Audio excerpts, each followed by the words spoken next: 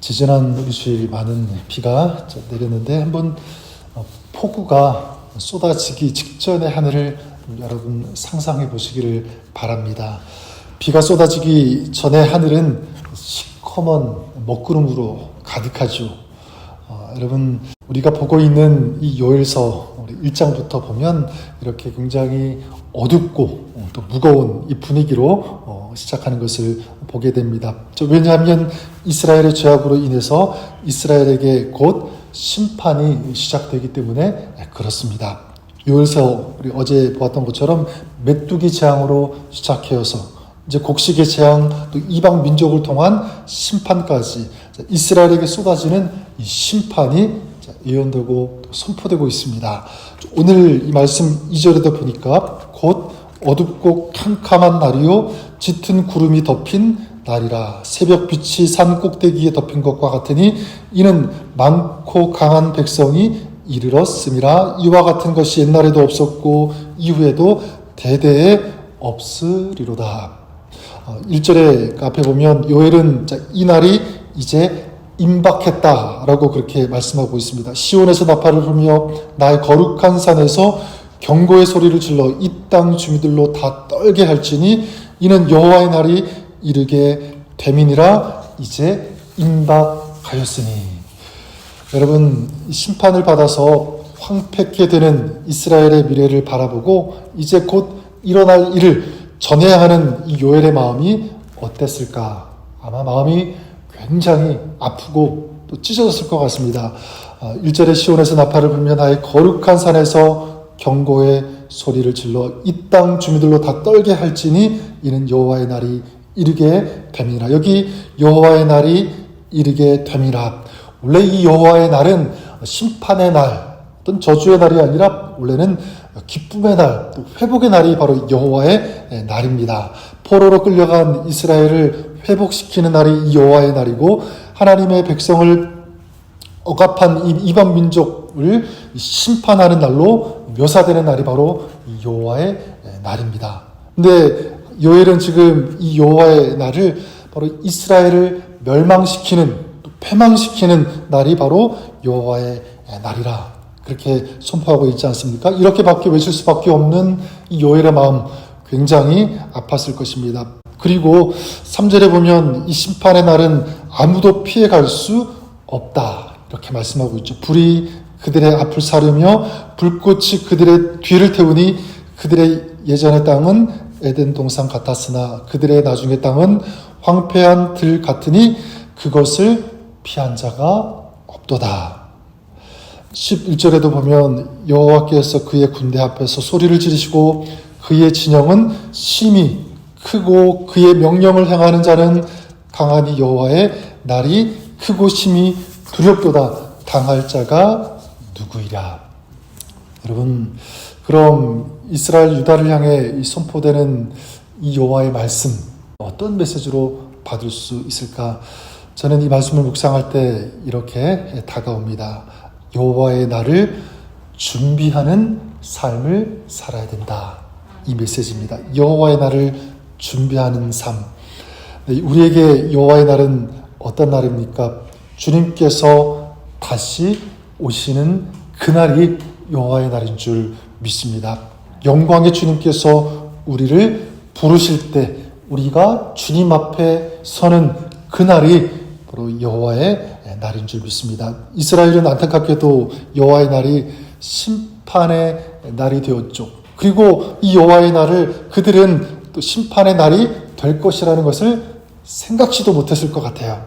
그들에게 이 여호와의 날은 축제의 날, 이 구원의 날로만 생각했을 것입니다. 자, 그렇기 때문에 그들은 자신들의 죄를 심각하게 받아들이지 않았습니다. 돌이키지 않았고요, 또 회개하지 않았다는 것입니다. 결국 그들에게 여호와의 날은 축복의 날이 아니라 무슨 날이 된 것입니까? 심판의 날이 되었다는 것입니다. 여러분, 우리는 어떻습니까? 주님께서 다시 오시는 그날이 있음을 혹시라도 망각하고 깨어있지 않고 이 죄악 가운데 여전히 산다면 그 사람은 그날이 여호와의 날이 두려움의 날, 또 심판의 날이 될 것입니다. 2절에 보면 그날은 어둡고 캄캄한 날이요 짙은 구름이 덮인 날이라 이렇게 말씀하시는데 주님의 뜻대로 살지 않고 육신의 정욕, 안목의 정욕, 또 이생의 자랑 이런 삶을 살고 있다면 또 죄악 가운데 여전히 계속 살고 있다면 그 사람에게는요 여호와의 날이 그런 흑암 이런 날이 바로 그 사람에게는 여호와의 날이 될 것입니다. 하지만 반대로 여호와의 날이 기쁨의 날, 영광의 날이 되는 사람이 있습니다. 바로 주님 앞에 서는 날이 있음을 알고 하나님 말씀에 순종하면서 깨어서 그날을 준비하는 사람인 줄 믿습니다. 마치 신랑이 올 때 기름을 준비해서 기다리는 여인들과 같이 그렇게 그날을 준비하는 사람에게는 이 여호와의 날은 기쁨의 날이 되고 축제와 같은 그런 날이 되는 줄 믿습니다. 아마 그 사람의 입술에는 이 고백이 이 노래가 끊이지 않을 것 같아요. 마라나타 우리 주여 오시옵소서. 왜 그렇습니까? 그날이 기다려지니까 그날은 좋은 날이니까 축제와 같은 잔치와 같은 그런 날이니까 늘 사모하는 거죠. 마라나타 주님 오시옵소서. 여러분들이 그럴 수 있기를 주님의 이름으로 간절히 축원합니다. 마라나타 우리 여호와의 날을 믿음과 순종으로 깨어서 준비하고 또 그날을 사모하는 그런 여러분 될 수 있기를 우리 주님의 이름으로 간절히 축원합니다. 자 그렇다면 이 여호와의 날을 준비하는 삶을 살기 위해서 우리가 가장 먼저 우선적으로 회복해야 할 것이 있다면 자 그것이 무엇일까요? 저는 간단하게 이렇게 말씀드릴 수 있을 것 같습니다. 하나님을 회복하는 것입니다. 하나님을 회복하는 것. 다시 말하면 하나님께로 돌아가는 것이다.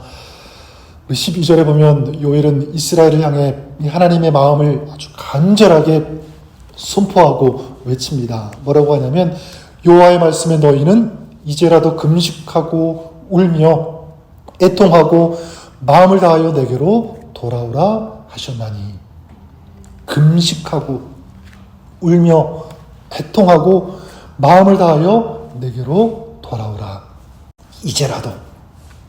이제라도 무슨 의미가 있습니까? 늦지 않았다는 거죠. 지금이라도 너희가 우리 하나님께로 돌이키고 돌아가면 너희는 살 수 있다. 소망이 있다라고 하는 것을 지금 간절히 외치고 있습니다. 저는 이 말씀에서 우리가 발견할 수 있는 것이 있는데 우리 하나님께서 허락하시는 이 고난, 이 고통은 하나님께로 다시 돌아오라는 하나님의 사랑의 메시지라는 것입니다.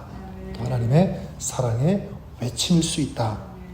나에게 다시 돌아오라. 그렇다면 여러분 우리에게도 적용할 수 있겠죠? 우리가 혹시 살아가면서 당하는 어떤 어려움, 고난, 고통이 있습니까? 그렇다면 거기에서 우리가 들어야 할 음성이 있습니다. 바로 주님의 말씀. 내게로 돌아오라. 나를 붙잡으라. 나에게 소망이 있다. 나에게 돌아오면 너희는 살 수 있다라고 하는 이 주님의 희망의 메시지, 이 소망의 메시지인 줄 믿습니다.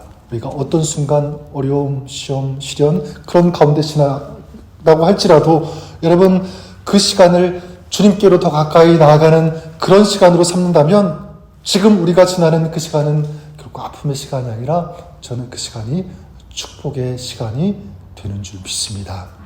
그래서 여러분 저는 이 12절 말씀을 다시 한번 읽고 좀 말씀을 마치고자 하는데 이 말씀이 오늘 저와 여러분에게 주시는 우리 사랑의 음성으로 들으시고 또 이 말씀대로 살아가시는 여러분 될 수 있기를 바랍니다. 여호와의 말씀에 너희는 이제라도 금식하고 울며 애통하고 마음을 다하여 내게로 돌아오라.